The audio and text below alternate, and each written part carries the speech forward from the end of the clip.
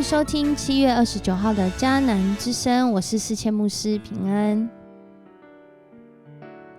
我们今天要来分享的是撒母耳记上第3章，撒母耳记上第3章无限赛局的好建议。好人生从好好听话开始。什么样的好建议能让我们过上好的人生呢？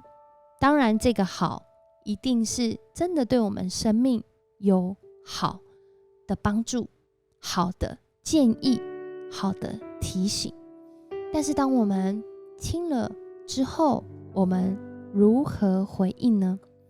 今天要来 RPG 祷告的经文在路加福音的6章47到48节。这里说，我告诉你们，那到我跟前来听了我的话而去实行的，是像什么样的人呢？他像一个盖房子的人，挖深了土，把根基立在磐石上。洪水泛滥冲击那座房子的时候，房子却不动摇，因为它建造得好。原来一个房子建造得好，是因为它盖在磐石上。什么叫做盖在磐石上呢？就是当我们听了耶稣的话，而我们真的照着去做，我们就好像一个正在盖房子的人，把房子盖在磐石上。然而一个房子在洪水泛滥的时候，真的能不动摇吗？2004年12月26日可能会给我们不一样的答案。然而当我们听了话又去实行的时候，结果会有什么不一样呢？这个印度洋的大地震发生在海上，哇，好险！然而你一定已经想到了吧？2004年一件国际大事，就是印度洋大地震之后引发的南亚大海啸。因为当时正值圣诞节期，世界各地的人都到了这个东南亚，许多人在南亚度假，有好多的人在海滩上，结果造成了将近23万人罹难，加上失踪的人数可能总数超过30万。而在这其中，罹难者因着节期，因着家庭出游的关系，有将近1/3的罹难者是儿童。后来学者分析这个死亡的原因，这么多是儿童，可能是因为在灾难的环境下，儿童的求生能力比较低。但是如果我们真的是这样想的话，可能就想错了哦。因为在泰国的普吉岛上，有一个儿童却是完全相反的情况。他不仅救了他自己，而且他还救了当地的旅客，只是因为他好好听了对他生命中很重要的好话。原来他在来这里玩的之前呢，他在地理课才刚做完一个实验，而这个实验呢，跟老师教过的这个现象，以及他在这个地方所经历到的长得好像哦。他在这个海滩上突然看见海水突然的后退，而且在海平面上还像平底锅中的沸水一样，开始发出一些滋滋的声音，冒泡。这不是老师说过那个海啸的现象吗？他赶快告诉他的爸爸妈妈说，这里会有海啸发生，因为我在之前上课学习的过程中才学到。他的爸爸妈妈跟这些海滩的游客、饭店的员工有什么样的反应呢？他们听了这位小女孩提力的话，赶快疏散，赶快警告。结果在这个海滩上，一个死亡的人都没有。今天的经文也让我们看见，在那个上帝话语稀少的时候，上帝的话语临到了小小的撒母耳。起初他不认识上帝的声音，他以为是以利在叫他。后来他学习以利的教导，他听了之后，他就说：“我在这里，仆人静听。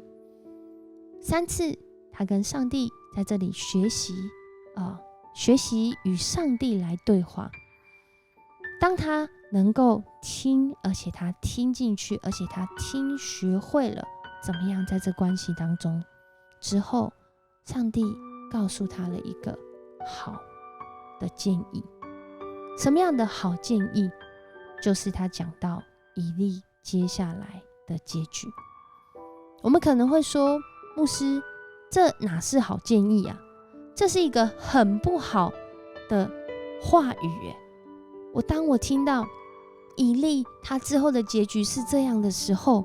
这真是一件非常糟糕的事情。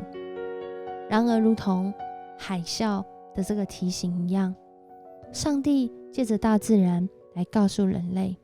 这个时候遇到这样的情况，要赶快跑，要赶快静止，要赶快停止你的恶行，要禁止错下去，要赶快跑，脱离那个罪恶，不要留在那当中啊，不然这就是结局。而这个麦考海滩的人，他们听了这小女孩的话，他们赶快疏散，彼此警告，看见现象，不是停留在自己的原地。上帝就照你自己的话说吧，我已经看见结局了，我不想改变。今天的好建议是，当这个小女孩提利，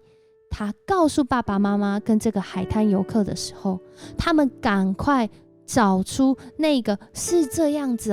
这个现象可能是真的，我们要赶快疏散，我们要赶快逃离这个让我们死亡的境况，我们要赶快远离这个让我们陷入在罪恶当中的境况。